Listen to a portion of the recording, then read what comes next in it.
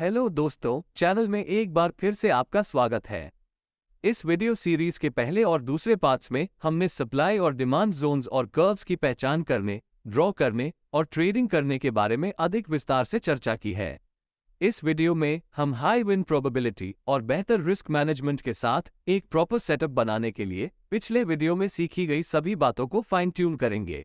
इस कॉन्टेक्स्ट में हम ऑड एनहांसमेंट्स और इन सप्लाई और डिमांड लेवल्स के स्कोरिंग के बारे में बात करेंगे।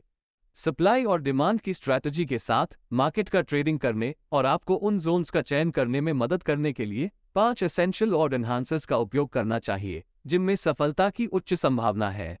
याद रखें कि सभी सप्लाई और डिमांड जोन काम नहीं करते हैं। आप केवल हर डिमांड जोन में खरीद और हर सप्लाई जोन को बेच नहीं सकते हैं। इसके लिए आपको अपने जोन्स इवैल्यूएट करने के लिए ऑड एनहांसर्स का उपयोग करके उन्हें ठीक से फिल्टर करना सीखना होगा। बेसिकली 21 ऑड एनहांसर्स हैं जिन पर विचार किया जाना है, पर उन सभी को नोट करना जरूरी नहीं है। लेकिन यदि आप इसके बारे में अधिक जानना चाहते हैं तो मैं इस वीडियो के डिस्क्रिप्शन में एक लिंक पोस्ट करूंगा। इसलिए इस वीडियो में हालांकि मैं 5 इंपॉर्टेंट ऑड एनहांसर्स के बारे में बात करूंगा जिनका आप उपयोग कर सकते हैं। इससे आपकी सफलता की संभावना बढ़ जाएगी और बाजार में आपके पोटेंशियल लॉसेस कम हो जाएंगे। यदि आप कुछ समय से सप्लाई और डिमांड का उपयोग करके बाजारों में ट्रेडिंग कर रहे हैं या आपने अभी इसके साथ शुरुआत की है, तो आप शायद यह नहीं जानते कि कौन सा जोन चुनना है, खासकर यदि आपके पास कम से कम 2 जोन हैं जो एक दूसरे के करीब हैं। आप जानते हैं कि यह उनमें से एक है, लेकिन किसे चुनना है और किन क्राइटेरिया के आधार पर आप किसी एक का पालन करने का निर्णय लेते हैं। अक्सर यह आपको या तो प्रीमेच्योरली एक ट्रेड में एंटर करने के लिए प्रेरित करेगा या अपने ऑर्डर को एक ऐसे जोन में रख देगा जहां प्राइस बिल्कुल भी नहीं आएगा। ये फ्रस्ट्रेटिंग है क्योंकि कभी कभी आपको अपने ऑर्डर को ट्रिगर करने से पहले अपने जोन में प्राइस के वापस आने के लिए अधिक समय तक इंतजार करना पड़ता है। गलत सप्लाई और डिमांड जोन्स को चुनकर आप कुछ अच्छे ट्रेडों को छोड़ रहे हैं। तो आप इन सप्लाई और डिमांड जोन्स को कैसे फिल्टर कर सकते हैं जिन्हें आपने पहचाना है, ताकि आप केवल उन्हीं ट्रेड्स को चुनें जो सफलता की हाई प्रोबेबिलिटी पेश करते हैं। याद रखें, हमारा गोल ऑड्स को अपने फेवर में करना है, न कि विपरीत दिशा में। इसका सॉल्यूशन एक स्कोरिंग सिस्टम या फिल्टरिंग सिस्टम होना है। Scoring system 4 major odd enhancers के एनालिसिस पर आधारित है जिन पर मैं चर्चा करूंगा, और उनमें से प्रत्येक को एक फाइनल स्कोर दूंगा ताकि यह कुल मिलाकर 1 से 10 के स्केल पर ऐड हो जाए। ये स्केल आपको सप्लाई और डिमांड जोन्स को स्कोर करने में मदद करेगी ताकि आप ये तय कर सकें कि किसको ट्रेड करना है। ठीक है, आइए हम एक एक करके 5 ऑड एनहांसर्स पर जाएं और प्रत्येक के लिए स्कोरिंग क्राइटेरिया निर्धारित करें। पहला ऑड एनहांसर बेस से प्राइस मूव की स्ट्रेंथ है। देखने वाली पहली बात ओरिजिन या बेसिक स्ट्रक्चर से बाहर जाने वाली प्राइस की ताकत है। दूसरे शब्दों में हम देखते हैं कि प्राइस सप्लाई या डिमांड जोन को कैसे छोड़ती है। क्या ये वास्तव में एक मजबूत प्राइस मूव थी या कमजोर प्राइस मूव थी? एक मजबूत प्राइस मूव वह है जिसमें बड़ी कैंडल्स होती हैं और कभी कभी गैप्स भी बन जाते हैं जब प्राइस जोन छोड़ देती है। इसके विपरीत एक कमजोर प्राइस मूव में कई छोटी कैंडल्स होती हैं और ड्रॉप या रैली जोन से बहुत दूर नहीं जाती है, या बस प्राइस एक्शन कमजोर होती है। इस चार्ट में आप देख सकते हैं कि प्राइस सप्लाई जोन से मजबूत बेरिश कैंडल्स के साथ नीचे की ओर जाती है, जिससे वे ट्रेड के लिए बहुत मजबूत जोन्स बन जाते हैं। आप ये भी देखेंगे कि मजबूत तरीके से नीचे जाने के लिए प्राइसेस को सप्लाई जोन्स का टेस्ट करने के लिए ऊपर जाने की आवश्यकता नहीं थी। इससे पता चलता है कि इन सप्लाई जोन्स में कितना बड़ा इम्बैलेंस है। अब एक उदाहरण पर नजर डालते हैं जहां बेस एरिया छोड़ने वाली प्राइस कमजोर है। इस डिमांड जोन को कमजोर माना जाता है क्योंकि प्राइसेस ने जोन को बहुत छोटी कैंडल्स के साथ छोड़ दिया। प्राइस मूव जो डिमांड जोन को छोड़ती है वो वीक है। एक ट्रेडर के रूप में आपको वीक जोन्स में ट्रेडिंग करने से बचना चाहिए क्योंकि प्राइस इसे इग्नोर कर देगी और अगली बार जब प्राइस इसका टेस्ट करेगी तो संभवतः इस जोन से ब्रेक हो जाएगी। इन शॉर्ट, यदि प्राइस जोन को लंबी कैंडल्स के साथ छोड़ देता है तो इसका मतलब है कि इम्बैलेंस मजबूत है और इस जोन में अभी भी अधिक अनफिल्ड ऑर्डर्स उपलब्ध हैं। यदि जोन से प्राइस मूव को छोटी कैंडल्स द्वारा वीकली रिप्रेजेंट किया जाता है तो इसका मतलब ये है कि शायद हमारे पास ट्रेड करने के लिए और अधिक अनफिल्ड ऑर्डर्स नहीं हैं। इस पहले ऑड एनहांसर के आधार पर हम 0 से मैक्सिमम 2 पॉइंट्स तक का स्कोर दे सकते हैं। इसलिए जब हमारे पास एक सप्लाई जोन होता है जहां प्राइस मजबूत बड़ी कैंडल्स के साथ जोन को छोड़ देती है, तो यह जोन सफलता की हाई प्रोबेबिलिटी दिखाता है, क्योंकि प्राइस मूव बेसिक स्ट्रक्चर को मजबूती से छोड़ देती है। इस सप्लाई जोन को हम जो स्कोर देंगे वो 2 पॉइंट्स है, जो मैक्सिमम स्कोर है। आप देख सकते हैं कि जब ये जोन का टेस्ट करने के लिए वापस आता है तो प्राइस तुरंत गिर जाती है। जब एक कमजोर सप्लाई जोन की बात आती है तो प्राइस वीक और स्मॉल कैंडल्स के साथ सप्लाई जोन को छोड़ देती है। इसका मतलब ये है कि अब और कोई अनफिल्ड ऑर्डर्स नहीं है और सेलर्स इस प्राइस लेवल पर बेचने में इंटरेस्ट खो रहे हैं। जल्द ही वे खरीदारों से आउटनंबर्ड हो जाएंगे, जो बाजार पर नियंत्रण रखेंगे और प्राइसेस को इस सप्लाई जोन से ऊपर ले जाएंगे। तो इस सप्लाई जोन हमारे पहले क्राइटेरिया के आधार पर 0 का स्कोर आकर्षित करेगा। यही बात डिमांड जोन्स पर भी अप्लाई होती है। हमारे दूसरे ऑड एनहांसर की ओर बढ़ते हुए, जो time spend at the base है। दूसरा ऑड एनहांसर बेस पर बिताया गया समय है। यहाँ हम देखते हैं कि बेसिक स्ट्रक्चर में कितनी कैंडल्स हैं। सामान्य तौर पर सबसे अच्छे जोन्स में बेस में 1 से लेकर अधिकतम 6 कैंडल्स होती है। 6 कैंडल्स के बाद जोन को कमजोर माना जाता है और प्राइसेस इसे इग्नोर कर सकती है और इसलिए इसका परिणाम एक लूजिंग ट्रेड हो सकता है। यदि एक डायरेक्शनल मूव करने के लिए सिग्निफिकेंट इम्बैलेंस की आवश्यकता होती है तो प्राइस को बेसिक स्ट्रक्चर पर कम समय स्पेंड करना पड़ता है। यही कारण है कि हम बेस पर 1 से लेकर अधिकतम 6 कैंडल्स रखना पसंद करते हैं। इस चार्ट को देखें, हमारे पास रैली बेस ड्रॉप स्ट्रक्चर है, लेकिन सप्लाई जोन में केवल एक बेस कैंडल है।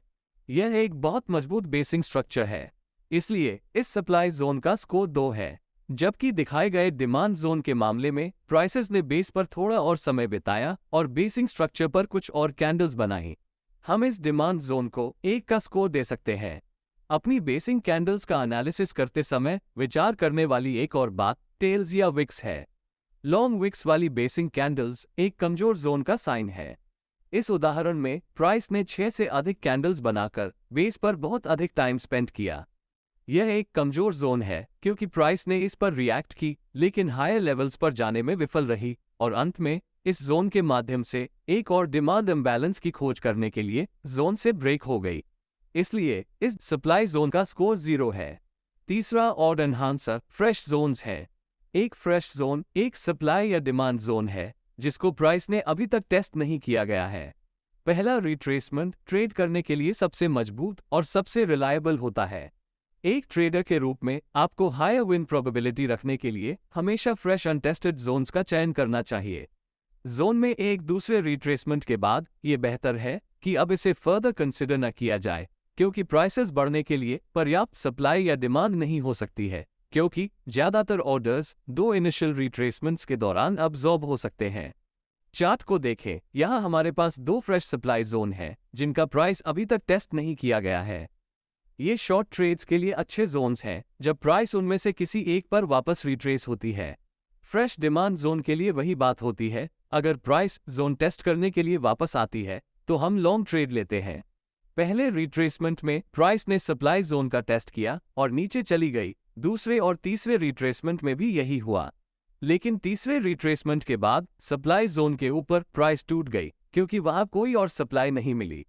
इसी तरह ध्यान दें कि कैसे दूसरे और तीसरे रिट्रेसमेंट के बाद प्राइस ने सप्लाई जोन को छोड़ दिया।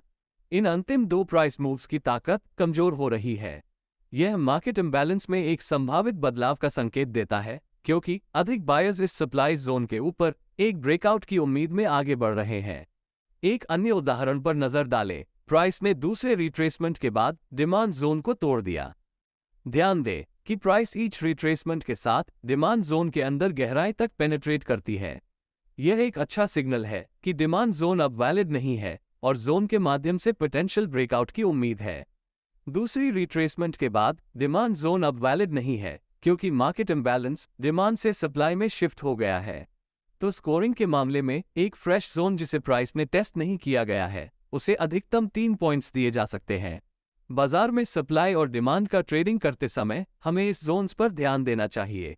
हमें ट्रेडिंग करने के लिए फ्रेश अनटेस्टेड जोन्स को चुनकर ऑड्स को अपने फेवर में करने की आवश्यकता है। अगर प्राइस दूसरी बार हमारे जोन में वापस आती है तो हम इसे 1.5 पॉइंट्स का स्कोर देते हैं। हम अभी भी इस जोन को कंसिडर कर सकते हैं, लेकिन फिर से हम हाई प्रोबेबिलिटी वाले ट्रेडिंग जोन्स की तलाश कर रहे हैं। यदि प्राइस तीसरी बार फिर से रिट्रेस आती है तो हम इसे 0 का स्कोर देते हैं, क्योंकि इसकी सफलता की संभावना कम होती है। इस पॉइंट पर अधिकांश अनफिल्ड ऑर्डर्स अब्सॉर्ब हो गए हैं और प्राइस जोन से बाहर टूट सकती है और एक अन्य सप्लाई या डिमांड जोन खोजने के लिए जा सकती है। चौथा odd enhancer reward to risk ratio है। रिवॉर्ड टू रिस्क रेशियो हमें एक अच्छा आइडिया देता है कि क्या हम किसी विशेष सप्लाई या डिमांड जोन में ट्रेडिंग करके पैसा बना सकते हैं या नहीं। हमें उन ट्रेडिंग अपॉर्चुनिटीज को चुनना है जो हमें कम से कम 3:1 रिवॉर्ड टू रिस्क रेशियो प्रदान करते हैं। 3:1 का रिवॉर्ड टू रिस्क रेशियो एक परफेक्ट रेशियो है, क्योंकि हम 3 गुना लाभ के लिए 1 रुपये का जोखिम उठा रहे हैं। उदाहरण के लिए, यदि किसी ट्रेड में 10 पॉइंट्स का स्टॉप लॉस है तो टारगेट मेरे एंट्री पॉइंट से कम 30 पॉइंट्स दूर होना चाहिए। यदि बाजार कम से कम 3:1 रेशियो नहीं देता है तो हम ट्रेड से दूर रहते हैं और हम 3:1 रिवॉर्ड टू रिस्क रेशियो की पेशकश करने वाले दूसरे ट्रेड्स की तलाश करते हैं। आप चाहें तो इसे कम भी कर सकते हैं। एक 2:1 रेशियो भी एक अच्छा रेशियो है और ट्रेड ठीक काम कर सकता है, लेकिन फिर से हम हाई प्रोबेबिलिटी सेटअप्स चुन रहे हैं और हम लो विन रेट वाले उन ट्रेड्स को एलिमिनेट कर देते हैं। 1:1 रेशियो या उससे कम रेशियोज को एक नॉन वैलिड एंट्री सिग्नल माना जाता है, क्योंकि बाजार हमें पैसा बनाने का अच्छा अपॉर्चुनिटी प्रदान नहीं करता है। यदि जोन हमें कम से कम 3:1 का रेशियो देता है तो हम अपने जोन को 3 पॉइंट्स का स्कोर देते हैं, जो कि मैक्सिमम स्कोर है। अगर जोन हमें 1.5:1 या 2:1 का रेशियो देता है तो हम उसे 1.5 का स्कोर देते हैं। यदि जोन हमें 1:1 का रेशियो देता है तो स्कोर 0 होता है, क्योंकि हम इस जोन को इग्नोर करते हैं और हम दूसरी अपॉर्चुनिटीज के लिए वेट करते हैं। अंतिम ऑड एनहांसर ओवरलैपिंग जोन्स है। डिस्कशन के लिए अंतिम ऑड एनहांसर ओवरलैपिंग जोन्स या नेस्टेड जोन्स है। यहाँ हम अलग अलग टाइम फ्रेम्स पर ओवरलैपिंग जोन्स की तलाश करते हैं। उदाहरण के लिए, यदि आपके पास मंथली सप्लाई जोन के अंदर नेस्टेड डेली सप्लाई जोन है तो ये डेली सप्लाई जोन मजबूत माना जाता है और सफलता की हाई प्रोबेबिलिटी पेश करता है। As a rule of thumb, higher time frame zones smaller time frame zones की तुलना में अधिक शक्तिशाली होते हैं। यदि आपका lower time frame zone higher time frame zone के भीतर स्थित है तो यह एक मजबूत जोन है। यहाँ इस उदाहरण में हमारे पास एक डेली सप्लाई जोन है जो नीले रंग में दर्शाया गया है, जो लाल रंग में दर्शाए गए higher time frame monthly supply zone के अंदर नेस्टेड है। लेकिन उन्हें कैसे ढूंढा जाए और कैसे ड्रॉ किया जाए? तो नेस्टेड जोन्स खोजने के लिए आप एक हायर टाइम फ्रेम के साथ शुरू करते हैं। इस उदाहरण में हायर टाइम फ्रेम मंथली है। हम मंथली सप्लाई जोन बनाते हैं, फिर हम मंथली जोन के भीतर सप्लाई जोन्स की तलाश करने के लिए डेली टाइम फ्रेम पर जाते हैं, जिसे हमने पहले ही मार्क कर लिया है। आप एक वीकली डिमांड जोन के भीतर एक डेली डिमांड जोन भी रख सकते हैं, इत्यादि। मुझे आशा है कि आप बेसिक आइडिया को समझ गए होंगे। अब मैं अपने स्कोरिंग क्राइटेरिया में इस ऑड एनहांसर को शामिल नहीं करूंगा, क्योंकि सभी लेवल्स ऐसा अपॉर्चुनिटी प्रदान नहीं करते हैं और यदि हम फॉलो करने के लिए एक स्ट्रिक्ट क्राइटेरिया बनाते हैं तो ट्रेड्स मिस होने की चांसेस अधिक होगी। सप्लाई और डिमांड जोन को कैसे स्कोर करें? अब जब हमारे पास सप्लाई और डिमांड जोन्स को स्कोर करने में मदद करने के लिए एक स्कोरिंग सिस्टम है, तो हमें ट्रेड को एग्जीक्यूट करने या अधिक कॉन्फर्मेशंस की वेट करने के लिए फाइनल स्कोर की इंटरप्रिटेशन करने की आवश्यकता है। मान ले कि किसी जोन का स्कोर 10 पॉइंट्स है। 10 पॉइंट्स के फाइनल स्कोर का मतलब है कि हम सप्लाई या डिमांड जोन में एक लिमिट ऑर्डर दे सकते हैं जिसे हम पहले से ट्रेड करना चाहते हैं, ताकि आप किसी कारण से अपना माइंड न बदले। एक बार जब प्राइस 10 पॉइंट लेवल अर्थात प्रॉक्सिमल लेवल तक पहुंच जाएगा तो यह ऑर्डर एग्जीक्यूट हो जाएगा और अपनी पोजीशन प्रोटेक्ट करने के लिए अपने स्टॉप लॉस ऑर्डर को डिजिटल लाइन पर या उससे आगे रखना सुनिश्चित करें। 10 के स्कोर से पता चलता है कि बेस पर 6 से कम कैंडल्स के साथ जोन एक मजबूत और फ्रेश जोन है और हमें पैसा बनाने के लिए एक अच्छा रिवॉर्ड टू रिस्क रेशियो देता है। अब क्या होगा अगर किसी जोन का स्कोर 8 से 9 पॉइंट्स के बीच है? यदि स्कोर 8 और 9 पॉइंट्स के बीच है तो हम एक कंफर्मेशन ऑर्डर के बारे में सोच सकते हैं। एक कंफर्मेशन ऑर्डर तब दिया जाता है जब प्राइस पहले जोन के अंदर गिरती है और सप्लाई या डिमांड जोन की प्रॉक्सिमल लाइन से ऊपर या नीचे क्रॉस करती है। इसलिए विचार यह कंफर्म करने के लिए है कि प्राइस हमारी प्रेफर्ड ट्रेड डायरेक्शन में बढ़ रही है। किसी भी एक कैंडल को पहले जोन के अंदर क्लोज करना पड़ता है और दूसरी कैंडल बाहर निकलते समय हमारे जोन की प्रॉक्सिमल लाइन को भेदना पड़ता है। जिस मोमेंट प्राइस प्रॉक्सिमल लाइन को भेदती है, हम एक मार्केट ऑर्डर देते हैं। यहाँ हम लिमिट ऑर्डर नहीं देते क्योंकि ऑड्स पूरी तरह से हमारे फेवर में नहीं है। स्टॉप लॉस सेटिंग हमेशा की तरह स्टैंडर्ड है। अब क्या होता है अगर स्कोर 8 पॉइंट से नीचे है? यदि अंतिम स्कोर 8 पॉइंट से कम है तो इसका सीधा सा मतलब है कि कोई ट्रेड नहीं है। 8 पॉइंट से कम स्कोर वाला सप्लाई या डिमांड जोन एक कमजोर जोन है जिसमें सफलता की कम संभावना है। इसलिए बेहतर होगा कि आप ट्रेड लेने से बचें। जैसा कि मैंने पहले मेंशन किया है, आप डिस्क्रिप्शन में दिए गए लिंक में अन्य ऑर्डर एनहांसर्स के बारे में अधिक पढ़ सकते हैं और आप अपनी कन्वीनियंस के अनुसार क्राइटेरिया और स्कोरिंग को बदलने के लिए पर्याप्त रूप से फ्लेक्सिबल हो सकते हैं। हमने यहाँ जिन ऑर्डर एनहांसर्स पर चर्चा की है वे आपकी सप्लाई और डिमांड जोन्स को फिल्टर करने में आपकी सहायता के लिए बहुत इंपॉर्टेंट टूल है। क्योंकि सप्लाई और डिमांड जोन हर समय काम नहीं करते हैं, आपको अच्छे जोन्स को बुरे जोन से फिल्टर करने के लिए एक सिस्टम की आवश्यकता होती है। इसके अलावा इस फिल्टरिंग सिस्टम में उपयोग किए जाने वाले 4 ऑर्डर एनहांसर्स वे हैं जिनकी आपको सप्लाई और डिमांड जोन्स को स्कोर करने की आवश्यकता है। ये सिस्टम आपको ट्रेड करने के लिए सही सप्लाई और डिमांड जोन चुनने में मदद करती है और आपकी वॉचलिस्ट से सभी खराब और कमजोर जोन्स को हटा देती है। लेकिन याद रखें कि ये ऑर्डर एनहांसर्स ट्रेड की सफलता की गारंटी नहीं देते हैं। इसके बजाय वे आपको सही ट्रेड लेने का बेहतर मौका देते हैं और सफलता की लो प्रोबेबिलिटी वाले ट्रेड्स को एलिमिनेट कर देते हैं। तो यह आप पर निर्भर है कि आप अपना रिसर्च करें, अधिक जानें, कई चार्टों पर बैकटेस्ट करें और अंत में इसे अपने ट्रेडिंग में लागू करें कि यह वास्तव में आपके लिए काम करता है या नहीं।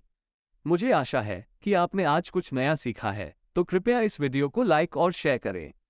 अगर आप इस चैनल पर नए हैं तो सब्सक्राइब जरूर करें और बेल आइकॉन को भी एनेबल कर दें ताकि आपको नए वीडियो की नोटिफिकेशंस मिल सके।